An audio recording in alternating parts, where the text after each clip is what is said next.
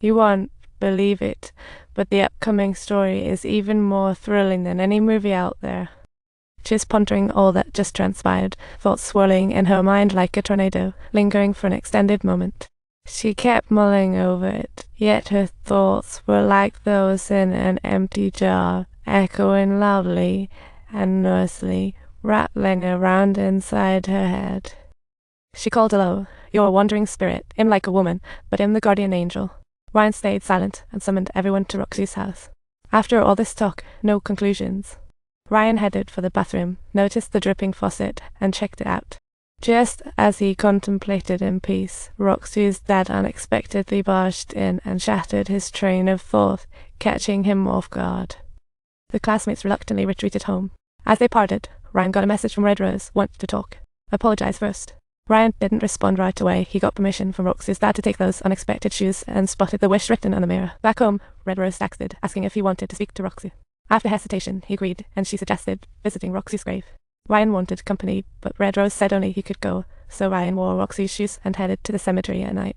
Sure enough, as soon as he arrived at Roxy's grave, he heard her voice, freezing Ryan, and it took him quite a while to snap out of it, and what Ryan absolutely didn't expect was... The next day, the video of Ryan apologizing at the cemetery went viral on social media thanks to the Red Rose. After seeing the views skyrocket, Dad rushed in to blame him for exploiting the deceased's memory like Roxy, and Ryan started to lose it. At that moment, Ryan received a mysterious text with an address and a note: "Come at noon tomorrow if you want to live." Soon after, another message from the Red Rose arrived. It was still Roxy's voice. To uncover the truth, Ryan took his 4 closest friends and set off to investigate. Early next morning, they set out, driven by an address from an unknown, saying to go if they wanted to live. Little did they know, this quest would mark the beginning of their nightmare, all to uncover Roxy's secrets.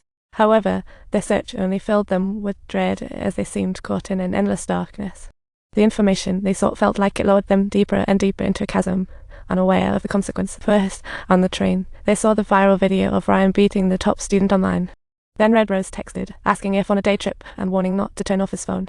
Soon after, the 5 of them arrived at the clearly marked designated spot on the map. To their surprise, they bumped into another classmate, Jaya. She asked them if they knew what the Red Rose was. Ryan didn't answer right away, but instead asked her why she knew about the Red Rose, wondering if Roxy had informed her. Unexpectedly, Jaya snatched Ryan's phone. Caught off guard, Ryan handed it over, expecting Red Rose to hide, but she was bold. Before they could delve deeper, the Red Rose activated the phone's camera, capturing Roxy, who was invisible to the naked eye. Roxy led them throughout the journey, cautioning others against following, steering them into a hidden tunnel, and insisting that they keep moving. As they ventured deeper, they noticed a forcibly made hole, flickering a sense of unease. Following Jaya, they arrived at a gathering place primarily for programmers. Under Jaya's guidance, they reached her workspace. She revealed that she found a giant rose on her friend Jacob's desk and had heard Roxy mention the Red Rose shortly after her friend Jacob had committed suicide. So she suspected a connection and messaged Ryan to lead them here. Jaya took Ryan's phone, powered it down and connected it to her computer, trying to break the code of the Red Rose software. Meanwhile, strange things happened with Ryan's mother. Cleaning, she got a call filled with static from him. She received several such calls, confused beyond belief. Later, while she was preparing to wash some clothes, Ryan's ex-husband showed up, claiming that Ryan texted her to come over. They thought it was just Ryan's prank, not realizing that his phone was in the process of being hacked. As decryption hit 100, they were astonished that if Red Rose got the details, it was a virus, not paranormal.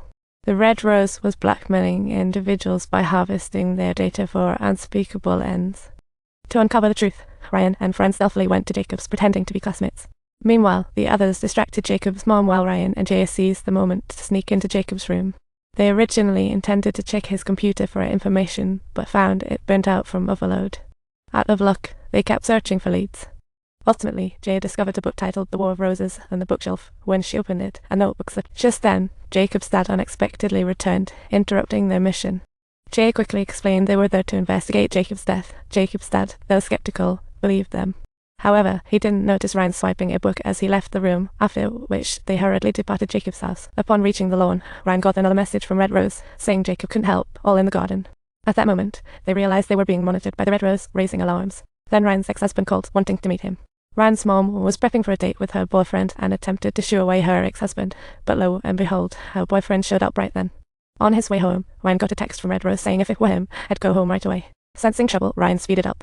At that point, the ex-husband and boyfriend clashed at the door, but Ryan arrived to break it up.